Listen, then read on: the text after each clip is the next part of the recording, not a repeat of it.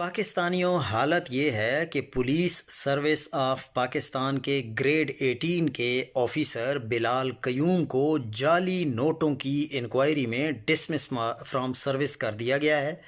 بلال قیوم نے 50 لاکھ کے عوض اپنی گاڑی عامر نامی شخص کو فروخت کی تھی۔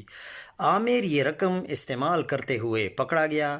ایف آئی اے نے جب تحقیقات کیں تو انکشاف ہوا کہ رقم پولیس آفیسر بلال قیوم نے دی ہے۔ بلال قیوم اسپیشل برانچ ٹیلی کمیونیکیشن سمیت دیگر برانچز میں تعینات رہ چکے ہیں۔ اب بات یہ ہے کہ انسان کس پر بھروسہ کرے اور کس کی طرف دیکھے۔ یہ ایسے پولیس والے ہیں کہ یہ ہماری رکھوالی کے لیے اور پاکستانی عوام سے ٹیکس کے پیسوں سے تنخواہ لینے والی فورس ہے، لیکن ان کے اگر آپ کارتوت دیکھیں تو ہر تیسرا، میں یہ نہیں کہہ رہا کہ سارا ادارہ ہی ایسا ہے، لیکن ادارے میں بہت سارے لوگ آپ کو ایسے ملیں گے۔ اگر ہر ایک کی پراپر انویسٹیگیشن کی جائے تو آپ دیکھتے جائیں کہ آپ کو کیسے کیسے انکشافات سے بھرے ہوئے لوگ اس ادارے میں ملیں گے۔